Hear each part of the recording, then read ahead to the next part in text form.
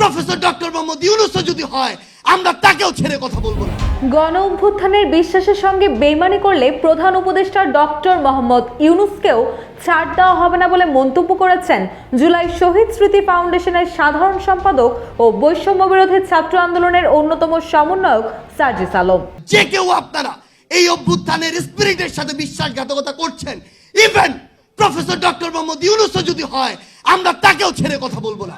শনিবার দুপুরে রাজশাহী জেলা শিল্পকলা একাডেমিতে জুলাই শহীদ স্মৃতি ফাউন্ডেশনের আয়োজনে শহীদ পরিবারের পাশে বাংলাদেশ অনুষ্ঠানে প্রধান অতিথির বক্তব্যে এই কথা বলেন তিনি।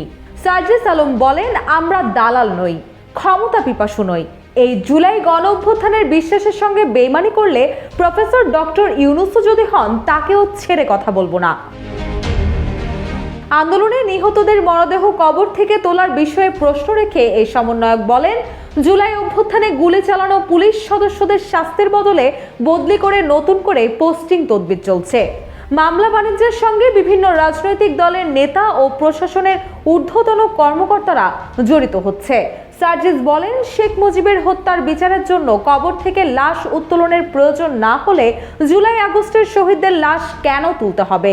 তিনি আরো বলেন, শহীদদের হত্যা মামলাগুলোতে বিচার কার্য পর্যন্ত নিয়ে যেতে যারা অসহযোগিতা করবে তারাও হত্যাকারী হিসেবে বিবেচিত হবে। ভারত প্রসঙ্গে সার্জিস আলম বলেন, ভারতের সঙ্গে বাংলাদেশের সম্পর্ক কি হবে তা তাদের কাজের মাধ্যমে নির্ধারিত হবে।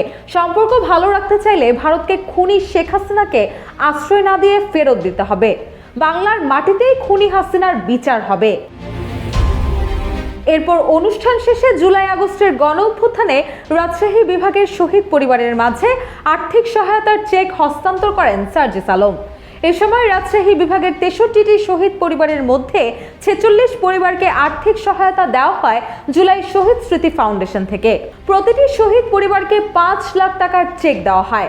এই অনুষ্ঠানে সার্জিস আলম ছাড়াও বৈষম্য বিরোধী ছাত্র আন্দোলনের কেন্দ্রীয় নেতারা ও রাজশাহী প্রশাসনের ঊর্ধ্বতন কর্মকর্তারা সহ 46টি শহীদ পরিবারের সদস্যরা উপস্থিত ছিলেন।